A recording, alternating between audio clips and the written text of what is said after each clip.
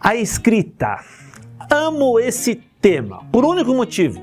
Independente dos critiqueiros de plantão, a invenção da escrita marcou a passagem da pré-história para a história. Até porque a história é registro. Imagine o nosso mundo hoje sem a escrita. Imagine não ser possível a leitura dos livros, dos textos na internet, das aulas de língua portuguesa, da sinalização de trânsito indicando o nome de ruas, avenidas, cidades, dos documentos que comprovam a compra, a venda, a posse. Enfim, imagine um mundo sem escrita.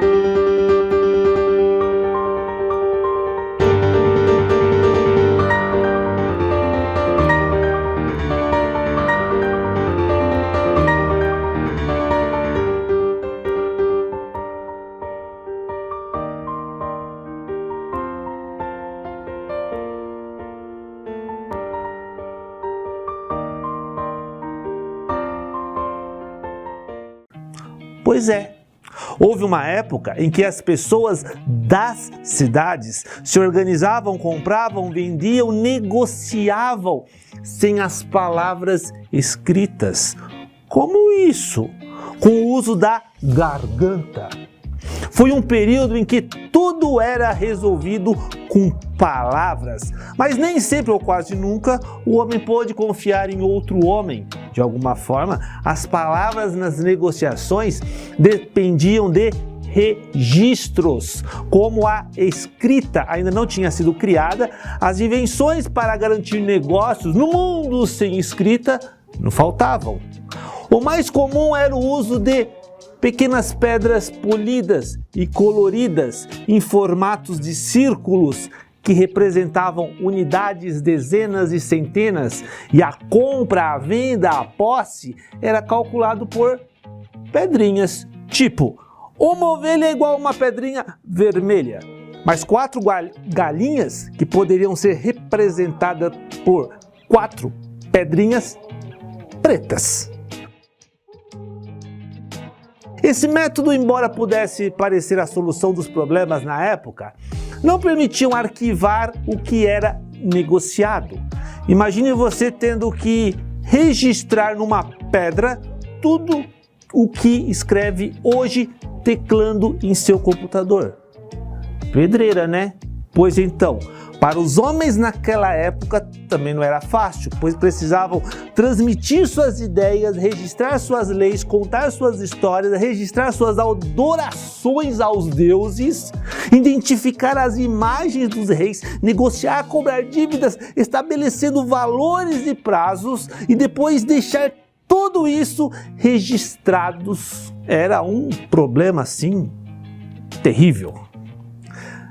Na cidade, o carinha que escrevia era o escriba. Pessoas que detinham um importante cargo, cuja função era registrar os fatos. O escriba tinha uma espécie de poder ou patrimônio social, sendo reconhecido por todos como o cara, o bambambam, a última Coca-Cola do deserto.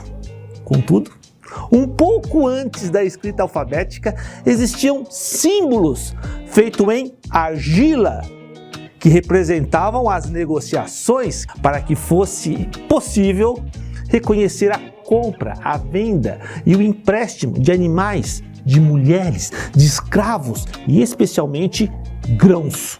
Independente do método utilizado, a escrita para os historiadores tem um papel fundamental, pois representam a passagem da pré-história para a história. E óbvio que esse processo não ocorreu em todos os lugares, como mágica.